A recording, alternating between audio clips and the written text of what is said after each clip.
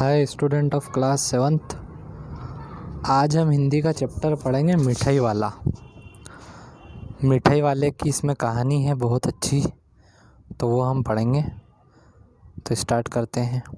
बहुत ही मीठे स्वरों के साथ वह गलियों में घूमता हुआ खाता है, बच्चों को बहलाने वाला, खिलौने वाला।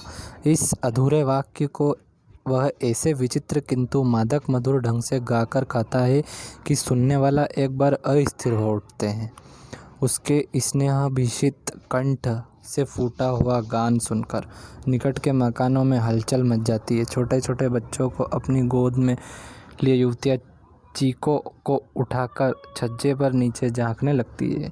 गलियों और उनके अंतर्व्यापी छोटे छोटे उद्यानों में खेलते और इठलाते हुए बच्चों का झुंड उसे घेर लेता है, और तब वह खिलौने वाला वही बैठकर खिलौने की पेटी खोल देता है।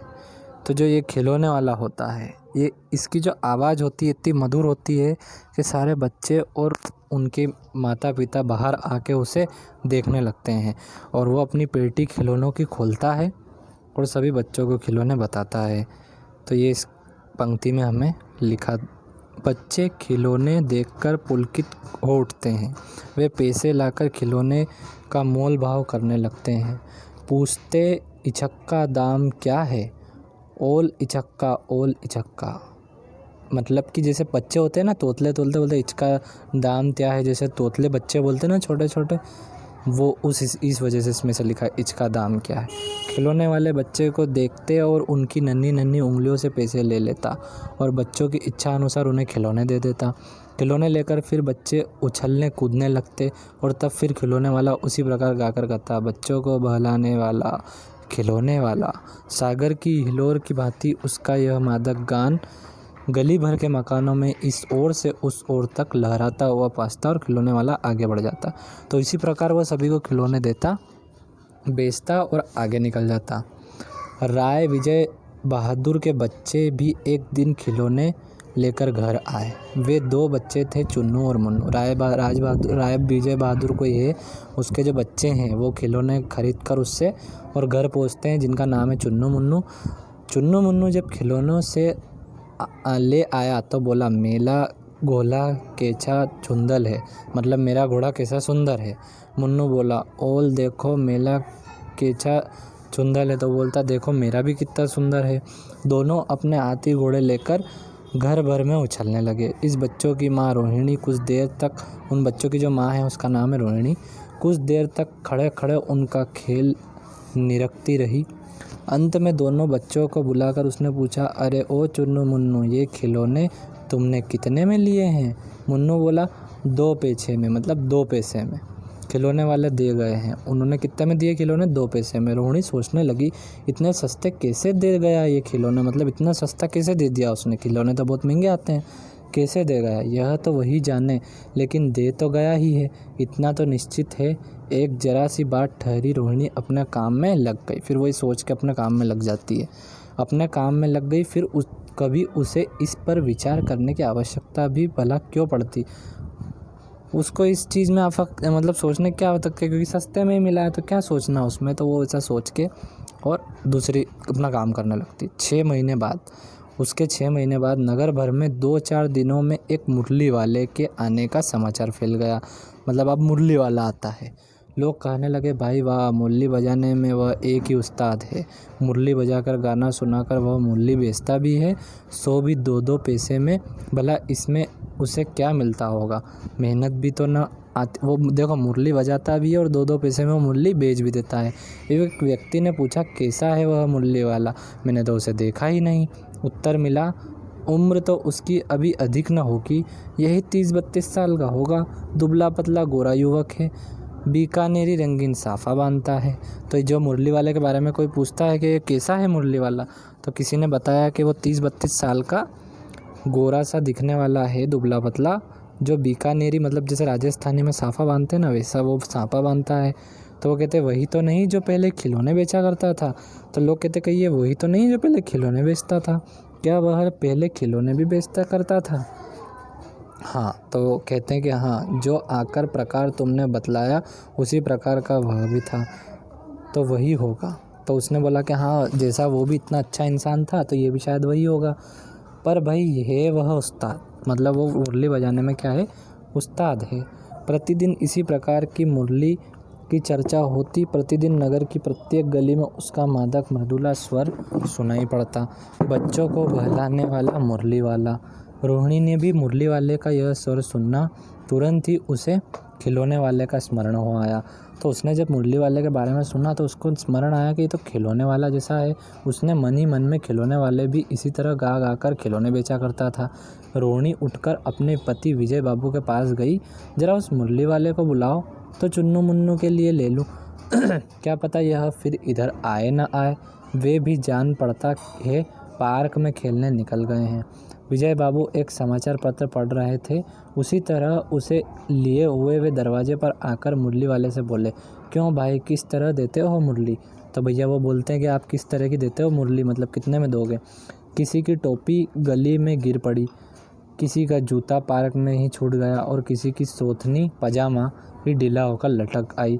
इस तरह दौड़ते हाँफते हुए बच्चों का झुंड आ पहुंचा। मतलब जैसे ही मुरली वाला आया तो सभी एकदम से वो हो गए कि हमको मुरली वाले के पास, तो एकदम से भाग के दौड़ के आते हैं। एक स्वर से सब बोले, आम भी लेंदे मुरली और हम भी लेंदे मुरली, मतलब हम भी लेंगे मुरली, हम भी लेंगे मुरली, ऐसे बच्चा तोतली आवाज़ में बोलते हैं। मुरली वाला हर्ष गदगद हो उठा। वो बहुत ज़्यादा प्रफुल्लित और मतलब खुश हो उठा। बोला, सबको देंगे भैया, लेकिन ज़रा रुको, ठहरो, एक एक को देने दो। अभी इतनी जल्दी हम कहीं लौटे थोड़ी ही जाएंगे, बेचने तो आए ही हैं। और है भी इस समय मेरे पास एक दो नहीं, पूरे 57 है, मतलब 57 मुरली थी उसके पास। हाँ बाबूजी, क्या पूछा था आपने? तो वो उससे पूछते हैं, जो वो उसके पापा होते हैं जो वहाँ पर बैठे होते हैं, तो वो पूछते हैं ना कि किसी दी मुरली, तो फिर वो उन्हें बताते हैं कि हाँ बाबूजी, क्या पूछा था आपने, कितने में दी? वो वैसे 3-3 पैसे के हिसाब से है, पर आपको 2-2 पैसे में ही दे दूँगा। तो मतलब होती तो वो 3 पैसे की है, पर वो उनको क्या बोलता है कि मैं आपको 2 पैसे में दे दूँगा। विजय बाबू भीतर बाहर देने दोनों रूपों में मुस्कुरा दिए। मन ही मन कहने लगे, कैसा है, देता तो सबको इसी भाव से है, पर मुझ पर उल्टा एहसान लाद रहा है। फिर बोले, तुम लोगों की झूठ बोलने की आदत होती है, देते होंगे सभी को 2-2 पैसों में, पर एहसान का बोझा मेरे ही ऊपर लाद रहे हो।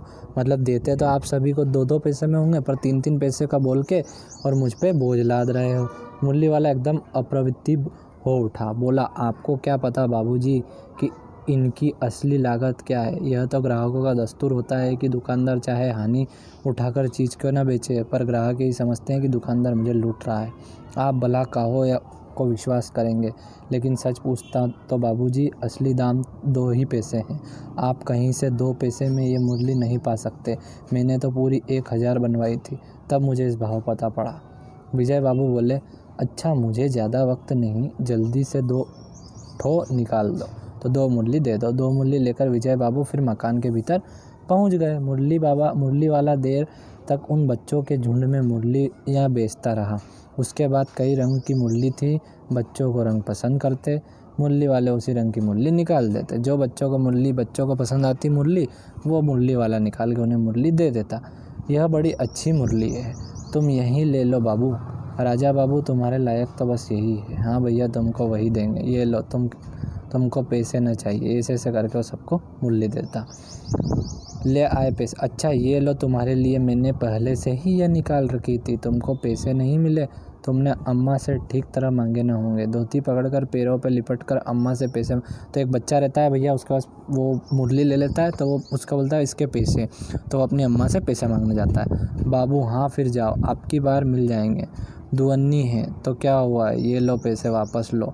ठीक हो गया ना हिसाब, मिल गए पैसे। देखो मैंने तरकीब बताई। अच्छा, अब तो किसी को नहीं लेना है, सब ले चुके। तुम्हारी माँ के पास पैसे नहीं है, अच्छा तुम भी ले लो। अच्छा, तो अब मैं चलता हूँ। तो भैया किसी के पास, एक बच्चे के पास पैसे नहीं होते हैं, तो वो उसे भी फ्री में मुरली दे देता है।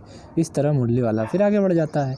आज अपने मकान में बैठी हुई रोहिणी मुरली वाले को सारी बातें सुनती रहती और आज भी अपने अनुभव किया। बच्चों के साथ इतने प्यार से बातें करने वाला फेरी वाला पहले कभी नहीं आया।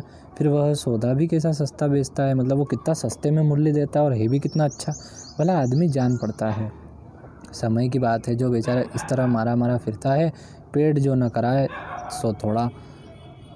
इसी समय मुरली वाला का क्षीण स्वर दूसरी निकट की गली सुनाई पड़ा। बच्चों को बहलाने वाला मुरली वाला, ऐसे करके वो फिर से वहाँ से चला जाता है। रोहिणी इसे सुनकर मन ही मन कहने लगी, और स्वर कैसा मीठा है इसका। बहुत ही दिनों तक रोहिणी को मुरली वाले का वह मीठा स्वर और बच्ची के प्रति वे स्नेह सिक्त बातों याद आती रही।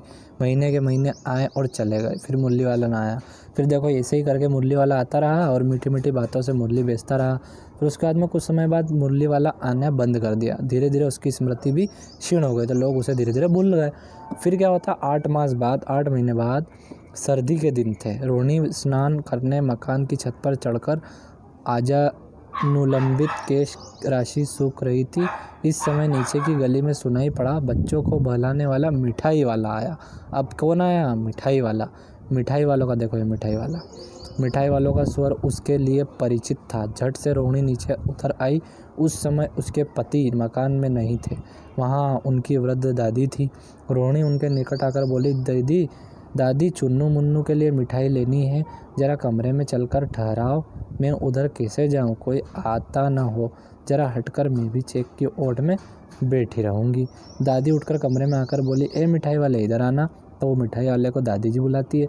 मिठाई वाला निकट आया, बोला, कितनी मिठाई दूँ माँ? ये नए तरह की मिठाई है, रंग बिरंगी, कुछ खट्टी कुछ मीठी, जायकेदार, बड़ी देर तक मुंह में टिकती है, जल्दी नहीं घुलती, बच्चे बड़े चाव से चूसते हैं।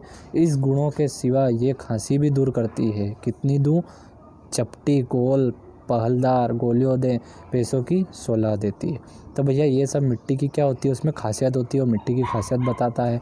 फिर दादी बोली, 16 तो कुछ कम होती है, भला 25 तो देते। मिठाई वाला, नहीं दादी, अधिक नहीं दे सकता, इतना भी देता हूँ। यह अब मैं तुम्हें क्या खैर, मैं अधिक ना दे सकूँगा। तो मतलब इससे ज़्यादा, वो 16 मिठाई देता है तो वो कहती कि 25 दे दो, तो वो बोलता है कि नहीं ज़्यादा हो जाएगी 25 तो। रोहिणी दादी के पास ही थी। बोली, दादी फिर भी काफ़ी सस्ता दे रहा है, 4 पैसे की ले लो, यह पैसे रहे। मिठाई वाला गिनने लगा, तो 4 की दे दो। अच्छा 25 नहीं, सही 20 ही दे दो। अरे हाँ, मैं बूढ़ी हुई, मेल भाव अब मुझे ज़्यादा करना आता भी नहीं।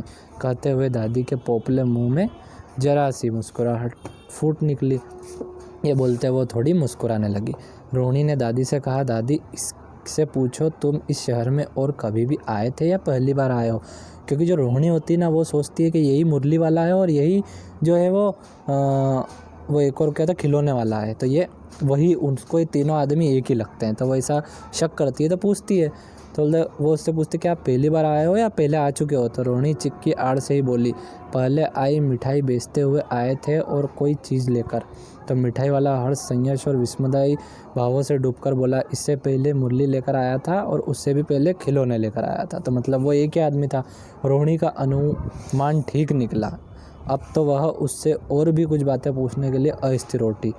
वह बोली, इन व्यवसायों में भला तुम्हें क्या मिलता होगा? मतलब वो इतने कम पैसों में इतनी चीज़ें बेच देता है, तो उसको क्या मिलता होगा भला?